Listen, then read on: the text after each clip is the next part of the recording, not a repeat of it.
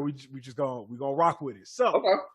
Friday Night SmackDown on October 9th was the first night. That was round 1 of the draft. Also, the rounds of the draft are so weird. Like it's like WWE seasons, dog. Like when's the round end? When does the round begin? Why is it like, okay, Raw 3 hours, so they get like 83 more people than SmackDown? What the fuck is that? I think they just sit at these meetings and they think we're stupid. That's fucked up. I think they don't care. Like Raw Underground just disappearing off. So what was the purpose of doing it? Like, yes, how come they're not held accountable to their fuck ups? But they always talk bad about us, like we call us marks and shit like that. Nigga, y'all fuck up. Habitual. You a habitual line stepper. Y'all always fucking up. Y'all cross the line. We check them. And then they go back to being cool again. Yeah. Yeah, I mean, like, so the benefit of the doubt, which is a horrible benefit of the doubt that I always give them, is that Vince is 70. Vince is old. He's getting senile. I feel like his ass just be forgetting. Yeah, but you don't see fucking Roger Goodell saying, okay, after first down, y'all got to punt. Like, they don't do no shit like that. You're right. I mean, and you know what? And this is coming from somebody that don't watch the show no more, or don't watch Raw. And I'm kind of into SmackDown right now, but I don't watch the main shows because of this dumb shit. Yeah, they'll invest a whole bunch of time in it and just, all right, that's it. Like, we good. One reason I'm normally out of town on Mondays. Thank God I'm finally here on Monday night. Yes, I got Raw here on TV, and I'm not interested in at all. I got Lana fighting Asuka. Why? So they fighting for the championship, and the reason why I know they fighting for the championship is because her husband Miro posted on Instagram like, "Hey, I'm gonna buy Lana this goat if she win the championship tonight." Yeah, why is the AEW dude promoting your shit better than you WWE just because that's his wife? Okay, now that's making him look bad because now WWE's like, oh shit, we didn't fire your ass. We still getting free press. Thank you, appreciate it. Well, he didn't mention WWE. He mentioned his wife and buying her a goat. he said if she wins tonight, where she wrestle? I don't know. Probably WWE. Nah, get the fuck out of WWE. Oh, she and Asuka lot. Yeah, that's it. Yeah, it's a wrap. So anyway. Yeah, she's not getting no goat. she ain't getting no goat. Yep.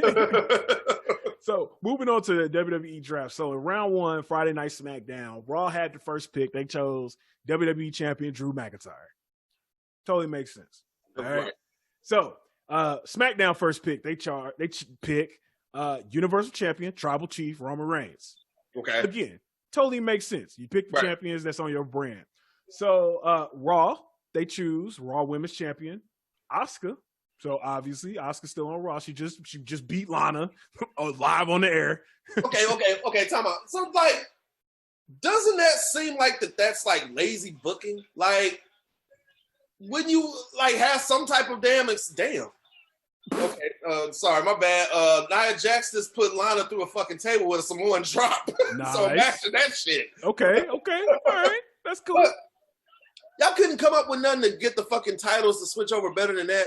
Like, first of all, in my opinion, the titles all need to be unified. I'm tired of it's like boxing, like with the WBA, WBC, IBF. Nobody knows who the fucking all these champions are. One face, one name. That's what y'all need to fucking do, bro. I'm tired of all these fucking extra championships. What the fuck you need all these goddamn championships for? For what? So you gotta fight 3 guys? 3 guys try to kill me? They just some gang members, baby. Remember that. Right. Red and blue brand. You don't right. You don't fool me. These are gangbangers. Well, come on, writers. Y'all gotta. I'm in a decent good mood today, so I'm not gonna snap. But when I go on my rant, this motherfucker I'm gonna rant about ain't got nothing to do with wrestling. But I'm definitely ranting on it. The combo meter figured up. I'm about to do it. I'm not gonna do it yet. Go back. I'm not gonna do it yet. Go ahead. My bad. Okay. No, you good. We gonna save that up. We go put that combo meter. Just turn the combo meter back down a little bit. This motherfucker pissed me off, Ray. Go ahead. All right, so here's where it starts getting at least a little bit interesting. So SmackDown drafts Seth Rollins next. So Seth Rollins, who apparently had never actually been on SmackDown before, really, as the SmackDown brand. This was his first time ever being on the SmackDown. That motherfucker been on Raw. Wait a minute, Seth Rollins this motherfucker been on Raw the entire time. His entire time. He's never been on the blue side at all. Like each time there's been a brand split, he's always been on Raw every single time. Okay, is that one of them like those mishaps? Like, oh, damn, yeah, we never saw. That's like, I'm trying to think of a job analogy where they forgot to do something for your ass, where they knew good goddamn well they were supposed to. Well, honestly, it's like the Undertaker Streak, where 10 years into it, they was like, damn. We ain't never had him lose. You know what? He ain't never lost it.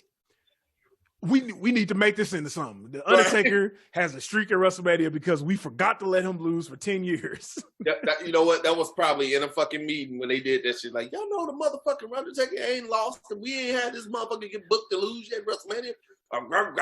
Goddamn, you're right. Shit. Don't break that shit up. Good thinking, pal. Don't break him up. He ain't no nigga. He ain't no nigger. Don't break him up.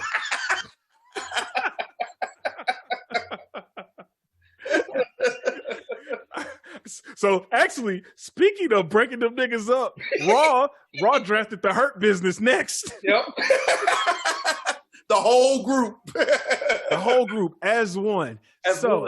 Again, wrong niggas. We'll get to that. We'll get to that in a second. So moving on to round two. So I feel like they made the Hurt Business get drafted at the end of round one because they heard our show last time and they were just like, all right, we're gonna have to end it with the Hurt Business just so these niggas will be laughing. We're gonna call it a day. So round two starts. AJ Styles gets drafted to Raw. Yep. Just heard about him with he just got some big ass nigga accompanying him to the ring. That big ass nigga. That's what his name need to be banned.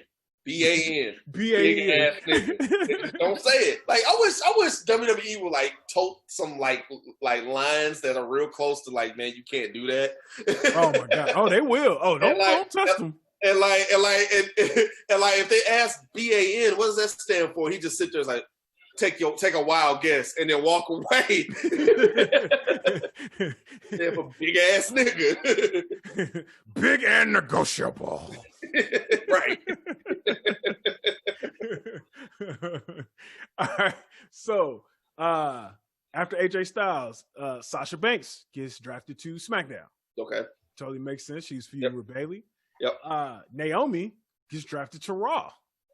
Didn't see that. Okay. Didn't see that coming. See that coming. That has implications that we're gonna talk about later. So drafted to SmackDown. Now this was dope right here. Bianca Belair gets drafted to SmackDown. Now time out. We have to talk about how they've basically made Bianca Belair the new Mr. Perfect.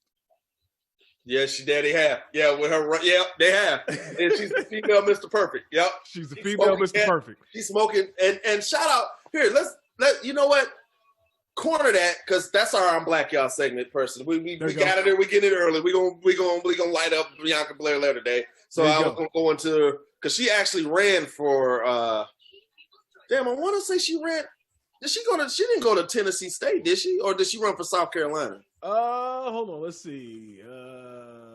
She fast as shit. Like I think she's hella fast. She got some state records too. She's legitimately fast. Yeah. She went to Tennessee. Tennessee. Okay. Yep, okay. Tennessee proper. Okay. Yeah, man. So, she actually went to. Well, we'll get it this later. I'm about to read her whole bio. Right. We'll get this later. But yeah, female Mr. Perfect, man. So shout out to Bianca Belair. Yep. There.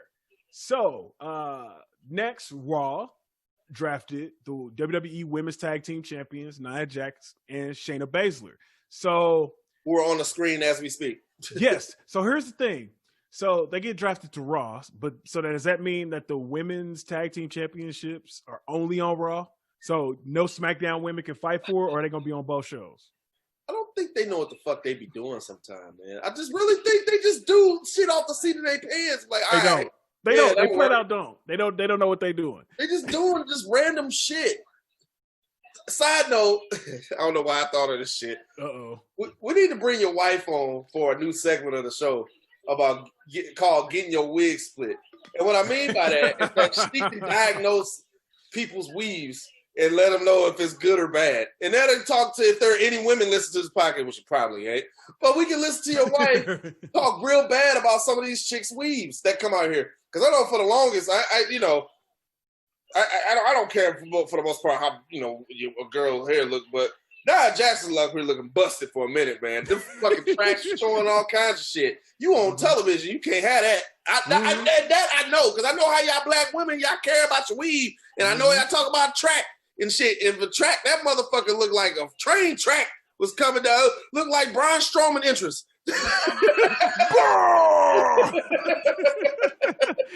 Hey, so trust me.